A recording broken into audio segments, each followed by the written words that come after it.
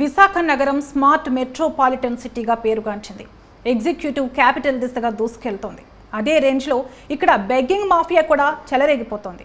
అమాయకపు చిన్నారుల బాల్యాన్ని చిదిమేస్తూ భిక్షాటన వైపు నడిపిస్తున్నారు కొందరు దుర్మార్గులు.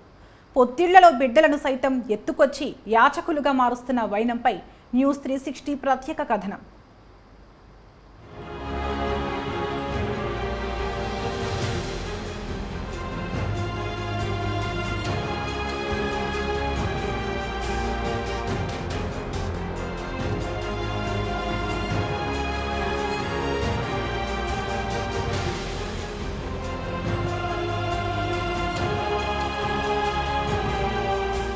రోడ్లపై ఎర్రటి ఎండలో భిక్షాటన చేస్తున్న వారిని చూస్తే ఎవరికైనా జాలి కలుగుతుంది. అందులో అభంశుభం తెలియని చిన్నారులు రోడ్డు పక్కన యాచిస్తూ కనిపిస్తే కడుపు తరుక్కుపోవాల్సిందే. పిల్లల అవస్థలు చూడలేక వాహనదారులు కూడా తోచినంత సాయం చేస్తుంటారు. ఈ మధ్యకాలంలో విశాఖలో స్మార్ట్ బెగ్గింగ్ పెరిగిపోయింది. కొందరు మహిళలు పుట్టిన పిల్లలను అద్దెకు తెచ్చుకుని మరికొందరు పిల్లలతో బలవంతంగా భిక్షాటన చేస్తూ వేల రూపాయలు సంపాదిస్తున్నారు. స్థానికులు మాత్రమే కాదు, ఇతర రాష్ట్రాల వాళ్లు సైతం కూలి పని కోసం వచ్చి ఇక్కడ ఈ దందా మొదలుపెట్టారు.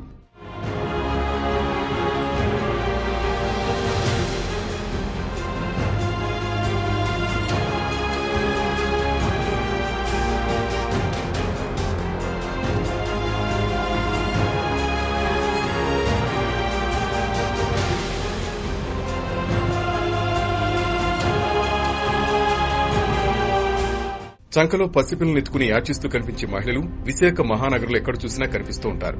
ప్రజలు కూడా పాపం తల్లి బిడ్డ ఇబ్బందుల్లో ఉన్నారంటూ తోచినంత సాయం చేస్తుంటారు. ఇక అసలు విషయం ఏంటంటే వీరిద్దరూ నకిలీలే. ఇదంతా భిక్షం పేరుతో చేసిన బిజినెస్ అని చాలా మందికి తెలియదు. దీని వెనుక పెద్ద మాఫియానే నడుస్తోందని స్వచ్ఛంద సంస్థలు చెబుతున్నాయి. నా పేరు నరేష్ అండి. మేము జనరేషన్ యువ అని మనది విశాఖపట్నంలో ఒక స్వచ్ఛంద సంస్థ. గత 15-17 సంవత్సరాల నుంచి మేము ఈ యాచక వృత్తి మీద ఉండే ఫ్యామిలీస్ మీద పనిచేస్తున్నాము. అందుకే విశాఖపట్నంలో ఎక్కువ శాతం పిల్లలు లేకుండా మేము అరికట్టగలిగాము. ఎవరైతే యాచకుతులు ఉంటారో అలాంటి పిల్లల్ని తీసుకొచ్చి మేము ఇక్కడ విద్య కానీ వాళ్ళ పోషణ కానీ ఇవన్నీ చేస్తున్నాము. సో ఇది చాలా కంట్రోల్ ప్రాసెస్లో మేము ఇప్పటివరకు ఒక 190 పిల్లల వరకు మేము ఆ వృత్తుల్లో నుంచి కాపాడగలిగాము. డైరెక్ట్గా 200-300 ఫ్యామిలీస్ని ఇంపాక్ట్ చేయగలిగాము. బట్ మనం ఇప్పటికీ బయట చూస్తే మనకి ఇప్పటికీ నార్త్ సైడ్ నుంచి ఫ్యామిలీలు ఈ మధ్యకాలంలో లాస్ట్ 23-24 మధ్యలో నుంచి కూడా ఎక్కువ నార్త్ సైడ్ ఫ్యామిలీస్ అన్నీ మన దగ్గరికి వస్తున్నాయండి. మేము ఇక్కడ తెలుగు ఫ్యామిలీస్ కానీ సౌత్ సైడ్ ఫ్యామిలీస్ మీద కొంత పని చేయగలుగుతాం. నార్త్ ఫ్యామిలీస్ అన్నీ కూడా కొద్దిగా డిఫరెంట్ మైండ్ సెట్లో ఉంటారు. మనం ఏమైనా పట్టుకున్నా సరే ఇక్కడ వాళ్ళు కాదు, ఇమీడియట్గా మళ్ళీ మనకి కొంత సపోర్ట్ లేకపోవడం వల్ల వాళ్ళు మళ్ళీ వేరే ప్లేస్కి వెళ్ళిపోవడం, మళ్ళీ రావడం. ఇక్కడ మనం చూసుకోవాల్సింది ఏంటంటే వీళ్ళు భారత పౌరులు ఎవరైనా సరే, పిల్లలు ఎక్కడి నుంచి వచ్చినా సరే మనం వాళ్ళని కాపాడాల్సిన అవసరం చాలా ఉంది. బట్ వీళ్ళందరూ పిల్లలు నిజంగా వాళ్ళ పిల్లలా లేదా ఇంకేమైనా జరుగుతుందా అన్నది కూడా మనకి చిన్న అనుమానాలు అయితే ఉన్నాయి.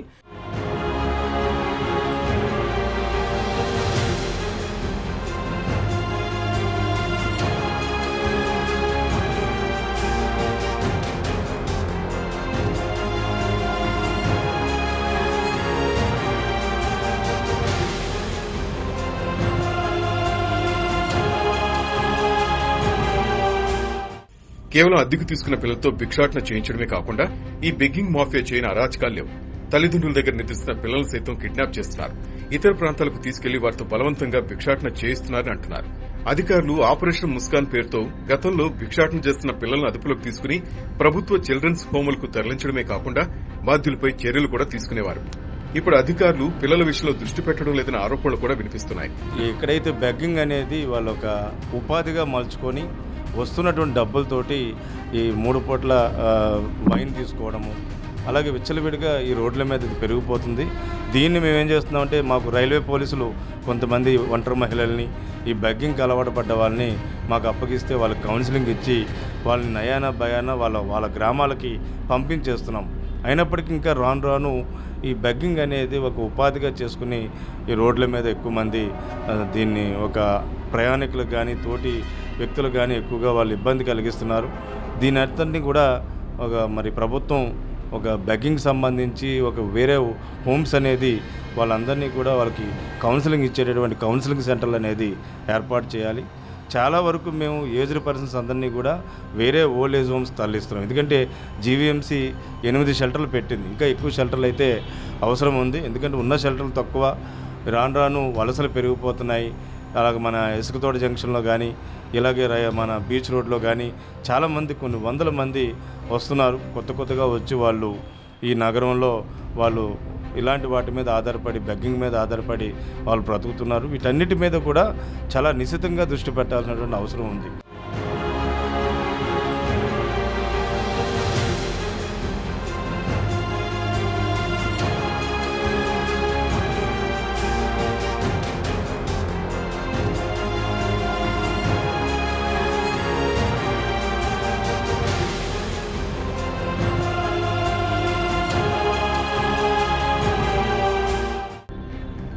ఈ బెగ్గింగ్ మాఫియా టర్నోవర్ ఏటా 100 కోట్లపైనే ఉంటుందని అంటున్నారు.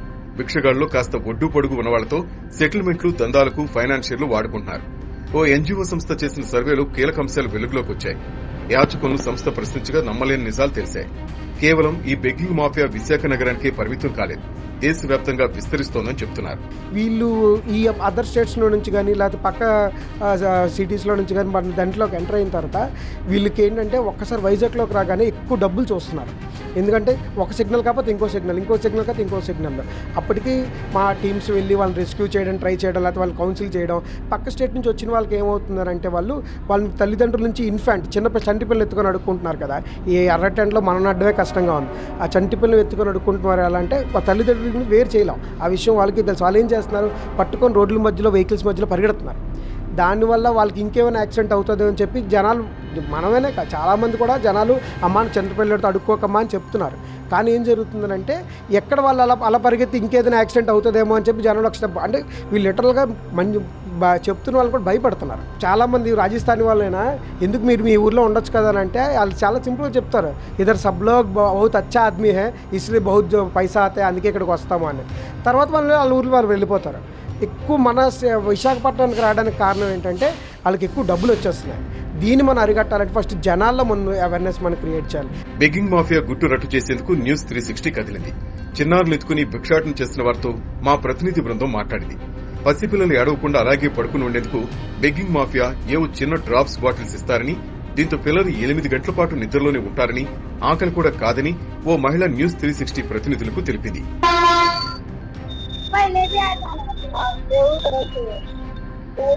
आप पढ़ते नहीं है? चले जाएंगे हम स्कूल में चले जाएंगे. आप नागपुर में किधर वीडियो मत कर, हम स्कूल में जा.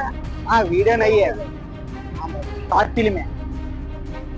पापा का नाम क्या है? उसका पापा का नाम, उसका पापा नागपुर में है. नागपुर में आप इधर कितना दिन से आया था? हम चले जाएंगे, कल चले जाएंगे. ओके. आप कितना आया? मेरा लोग बहुत आदमी ट्रेन पे आया. हमें करते नहीं है तो करते जा रहे. अब चले जाएंगे स्कूल में डालने. हाँ हमरा मेरी नहीं है, आधार कार्ड के हैं के चाबी तारा चोकरा के मेरे हानि चाहता नहीं है बहन बताओ. सर अब इधर हम विशाखापट्टनम में कभी भी नहीं आएंगे. अब सबके लिए माफ़ी. अब इधर हम गाँव चले जाएंगे, अब इधर कभी भी नहीं आएंगे. बस सबके लिए माफ़ी. అంతేకాకుండా కొందరు బెగ్గింగ్ మాఫియా లీడర్లు చిన్నారులు నిద్రలోనే ఉండేలా 2-3 గంటలకోసారి ప్రమాదకరమైన డ్రగ్స్ వేస్తున్నట్లు స్వచ్ఛంద సంస్థలు గుర్తించాయి. ఈ డ్రగ్స్ వల్ల చిన్నారుల శారీరక, మానసిక ఎదుగుదల అస్తవ్యస్తమవుతుందని వైద్యులు అంటున్నారు. ముఖ్యంగా ఆడపిల్లలు 10-12 ఏళ్లలోపే రజస్వల కావడం, శారీరకంగా ఇబ్బందులు తలెత్తుతాయని విశాఖ ఘోష ఆసుపత్రి పిల్లల వైద్య నిపుణులు డాక్టర్ చంద్రశేఖర్ హెచ్చరిస్తున్నారు. డాక్టర్ చంద్రశేఖర్ అమ్మా, బీజేపీ ఘోష హాస్పిటల్లో వర్క్ చేస్తున్నాను.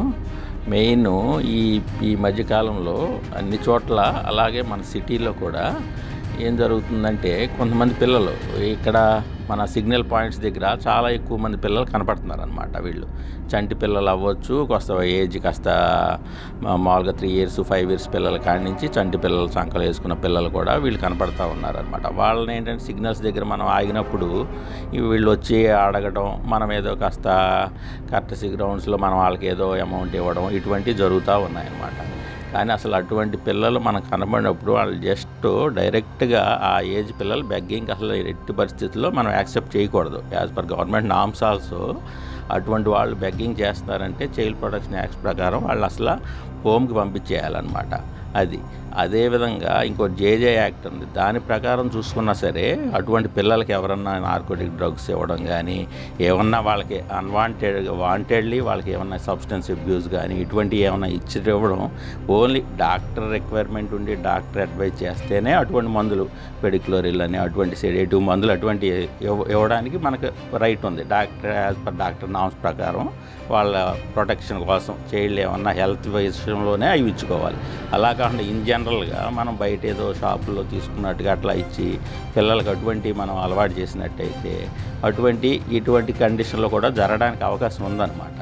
సో అటువంటి మనం ఎంకరేజ్ చేయకూడదు. అటువంటి వాళ్ళకి ఆ విధంగా అన్వాంటెడ్ డాక్టర్ పర్మిషన్ లేకుండా ఆ విధంగా బేబీస్కి ఇవ్వడము, ఇట్లా బెగ్గింగ్ చేయడము, స్ట్రీట్స్ దగ్గర కానీ లైట్స్ దగ్గర అది సిగ్నల్ పాయింట్స్ దగ్గర కానీ చేస్తుంటే వాళ్ళు డైరెక్ట్గా imprisonment for period of minimum 8 years 7 years వరకు వాళ్ళకి జైలే ఉంటుంది అన్నమాట.